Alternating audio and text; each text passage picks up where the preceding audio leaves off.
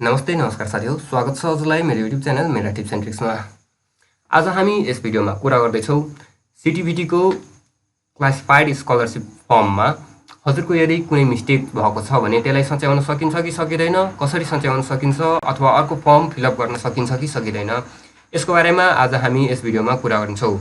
हजुरले हाम्रो च्यानललाई सब्स्क्राइब गर्नुभएको छैन भने च्यानललाई पक्कै पनि सब्स्क्राइब गर्नुहोला। हामी CTEVT रिलेटेड सम्पूर्ण अपडेट्सहरू लिएर आउँछौँ, साथसाथै टेक्नोलोजी र एजुकेसन रिलेटेड विभिन्न अपडेट्सहरू लिएर आउँछौँ।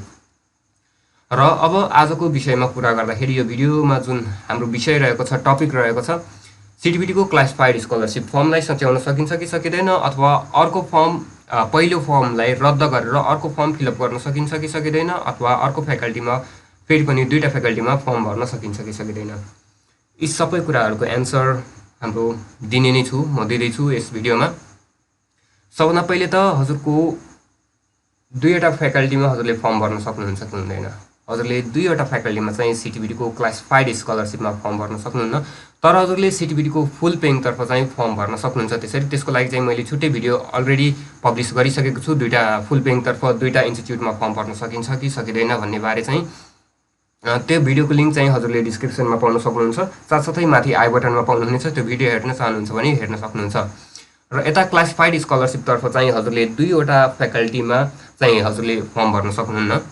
र हजुरको यदि केही मिस्टेक छ, मानौ हजुरले एउटा फ्याकल्टी चुज गर्नुपर्ने अर्को फ्याकल्टी चुज गर्नुभयो त्यहाँ फर्म फिलअप गर्ने बेला, त्यसलाई अब कसरी सच्याउने त? त्यसलाई क्यान्सल गरेर अर्को फर्म भर्न सकिन्छ कि सकिँदैन? त्यसलाई क्यान्सल गरेर अर्को फर्म चाहिँ हजुरले भर्न मिल्दैन, तर चाहिँ त्यो मिस्टेकलाई चाहिँ सच्याउन हजुरले सक्नुहुन्छ।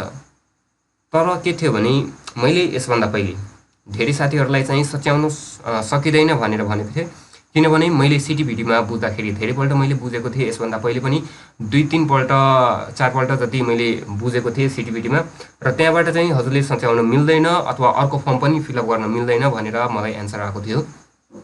तर मैले फेरि पनि निरन्तर रूपमै फेरि पनि त्यही प्रश्नलाई दोहोऱ्याइराखेँ CTEVT लाई, र अहिले अब एउटा चाहिँ निष्कर्ष, एउटा बाटो खुलाइदिनु भएको छ। के छ भने हजुरले CTEVT को जुन हजुरको फर्ममा जुन मिस्टेक भएको छ त्यो फर्मलाई हजुरले सच्याउनको लागि एउटा बाटो खुलाइएको छ। त्यसको लागि चाहिँ हजुरले CTEVT मा मेल गर्नुपर्ने हुन्छ। CTEVT को एउटा जुन मेल एड्रेस रहेको छ त्यो मेल एड्रेसमा हजुरले आफ्नो समस्यालाई मेल गर्नुपर्ने हुन्छ। हजुरले के सच्याउन चाहनुहुन्छ र के मिस्टेक भएको छ त्यो कुरा चाहिँ हजुरले CTEVT मा मेल गर्नुपर्ने हुन्छ। र CTEVT को जुन इमेल जहाँ मेल गर्नुपर्ने हुन्छ त्यसको इमेल एड्रेस हजुरको रहेको छ oce.ctvt@gmail.com। यो इमेल एड्रेसमा चाहिँ हजुरले आफ्नो समस्या चाहिँ CTEVT मा राख्नु होला, र आशा छ हजुरको समस्या चाहिँ सल्भ हुनेछ र हजुरको फर्मलाई सच्याइनेछ।